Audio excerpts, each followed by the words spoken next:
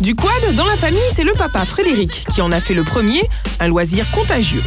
Je lui dis, est-ce que tu peux m'acheter un quad? Oui, à Noël.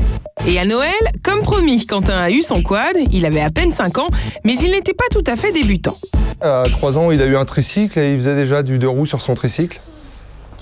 Et donc après, quand il a eu son quad, il a réussi tout de suite. Le plus logique aurait été qu'il fasse de la compétition, mais il est trop jeune. On n'avait pas le droit de faire des compétitions à 7 ans et demi.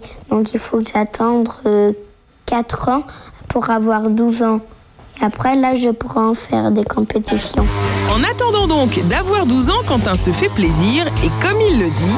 Ça me détend des côtelettes des fois. Ben voyons. Et il s'entraîne où, ce futur cascadeur?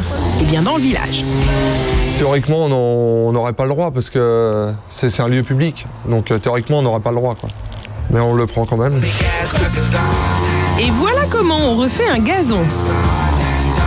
C'est Madame le maire qui sera contente. En tout cas, Quentin s'éclate.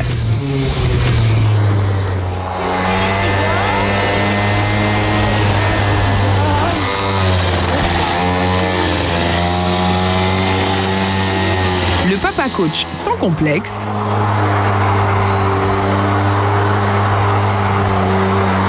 Tu sautes bien en haut là, hein, tu mets bien les watts, tu sautes bien et quand tu reviendras là, tu feras un petit dérapage ici. Alors que la maman se morfond à la maison. J'ose même pas aller le voir tellement que j'ai peur. Quand je le vois sur 2 roues, mais c'est super dangereux quoi. Il se retourne, il fait un tonneau, on ne sait jamais. Quant à connaître le rêve de ce petit bout de chou... Je vais être champion comme Michael Schumacher du monde. Eh ben, j'aurais pas dit mieux. Tu pourras jamais m'attraper, talalilalère. Bye bye.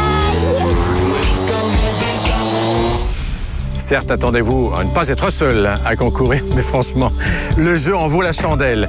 Pas être seul car, déjà cette année, pour la toute première édition,